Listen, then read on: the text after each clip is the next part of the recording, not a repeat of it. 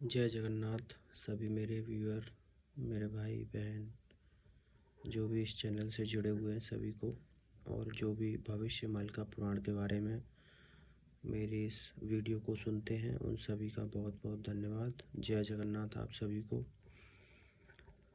आज हम एक नया अध्याय स्टार्ट करेंगे। अध्याय नंबर 4 है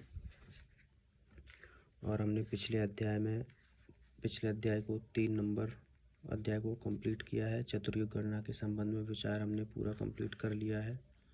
तो आज हम जो पढ़ेंगे वो अध्याय नंबर 4 है। कौन कौन से पाप कर्मों द्वारा कलयुग का पतन होगा।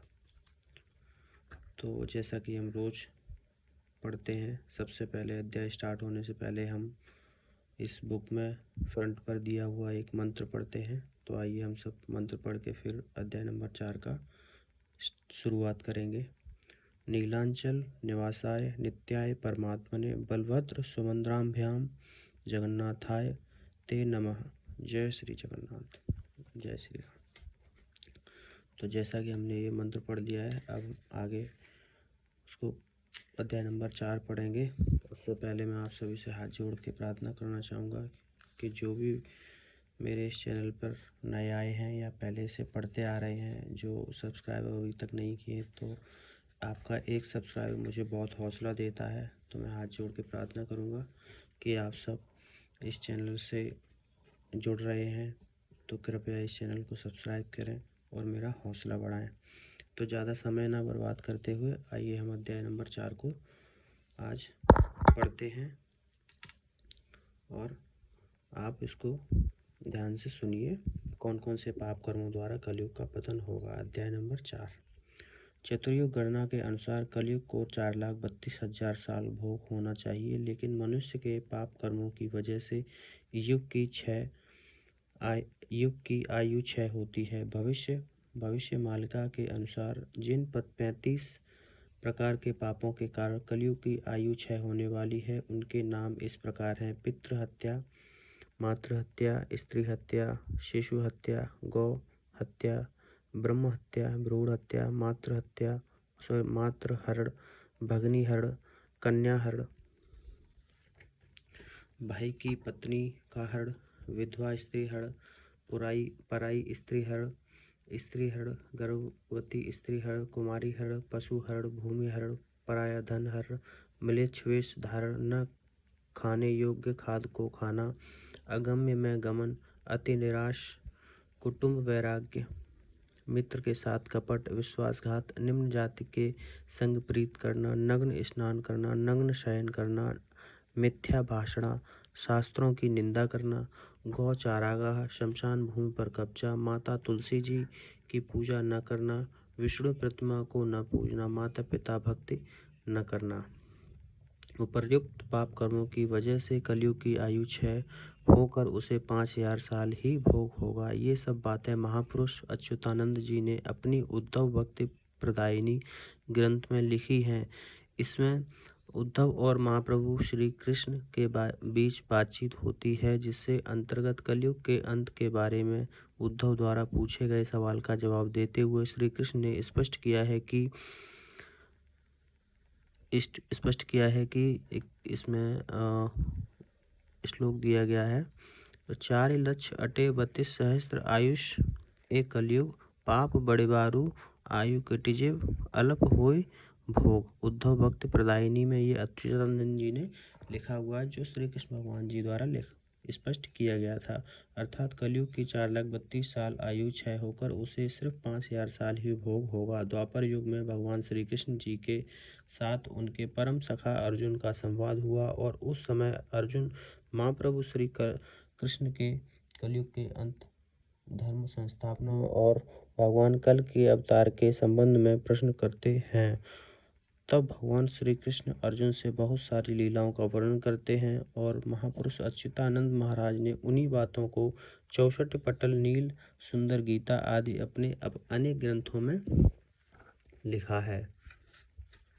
अर्जुन ने महाप्रभु श्री कृष्ण से प्रश्न किया कि कलयुग की आयु को अगर 4,32,000 साल भोग होना तय था और पापों की वजह से उसका 6 होकर 5,000 साल भोग होगा, तो फिर हे भगवान, अब कृपा करके मुझे ये बताइए कि कौन कौन से पाप कर्मों के कारण कलयुग की आयु का कितना क्षय होगा। तब भगवान श्री कृष्ण वैसे मुख्य पाप कर्मों का वर्णन करते हैं। झूठ बोलने के कारण 5000 साल, गंगा में नग्न स्नान करने से 12,000 साल, द्विज द्वारा अन्यंत्र प्रीति करने से 30,000 साल, मित्र से वैर के पाप से 6,000 साल, महाविष्णु की प्रतिमा की पूजा न करने से 17,000 साल, माता तुलसी देवी जी की पूजा न करने से 5,000 साल, अतिथि की सेवा न करने से 6,000 साल, भाई से वैर के पाप से 40,000 साल, न खाने योग्य चीज़ों को खाने से 8,000 साल, दूसरों का धन हर लेने से 10,000 साल, गौ हत्या के पाप से 1,00,000 साल, दान का गलत तरीके से उपयोग करने से 14,000 साल, विधवा स्त्रियों के साथ गलत काम करने से 24,000 साल, जीव हत्या के पाप से 11,000 साल, जाति धर्म वर्ण के नियम को न मानकर प्रीति करने से 12,000 साल, भ्रूण हत्या के पाप से 7,000 साल, स्त्री हत्या के पाप से 32,000 साल, गौ चारागाह और शमशान भूमि पर कब्जा करने से 40,000 साल, माता का हरण करने के पाप से 5,000 साल, विश्वासघात करने के पाप से 40,000 साल, माता पिता हत्या और अन्याय पापों से 3,000 साल। इस प्रकार कलयुग की आयु 4,32,000 साल से 4,27,000 साल घटकर मात्र 5,000 साल रह जाएगी। उपरोक्त विचार विभिन्न शास्त्र पुराण और मौलिक ग्रंथों से यह प्रमाण मिलता है कि अनेक पाप कर्मों के कारण ही युग की आयु कम होती है और इस कलयुग की आयु में भी उसी वजह से कमी होकर उसे सिर्फ 5,000 साल भोग होगा। साथ ही शास्त्र पुराण में वर्णित गणना के अनुसार वर्तमान में कलयुग का 5,125वां साल चल रहा है, अर्थात कलयुग पूरे तौर पर समाप्त हो चुका है। अध्याय नंबर 5, धर्म संस्थापना के लिए भगवान विष्णु के दशावतार। तो अध्याय नंबर 4 आज ये कंप्लीट हो गया है, जिसमें सबसे मेन और सबसे बड़ा जो साल बताया गया है, जिसमें लिखा हुआ है कि गौ हत्या सबसे ज़्यादा सालों का बताया गया है, जिसमें गौ हत्या का जो पाप है वो गौ हत्या के पाप से 1,00,000 साल मतलब पूरा दिया गया है कि भोगना पड़ेगा। 1,00,000 साल का पाप है। तो आज अध्याय नंबर 4 समाप्त हो गया है। अब हम अगले वीडियो में अध्याय नंबर 5 पढ़ेंगे और आप सबको बहुत बहुत धन्यवाद अध्याय नंबर 4 को सुनने के लिए। और अगर ये अध्याय नंबर 4 आपको पसंद आया हो और भविष्यमाल का पुराण आगे भी सुनना चाहते हैं तो हमारे चैनल को सब्सक्राइब कीजिए। ऑन द वे बहुत बहुत शुक्रिया। जय जगन्नाथ, जय श्री कृष्ण, जय श्री राम, हर हर महादेव। नमस्कार दोस्तों।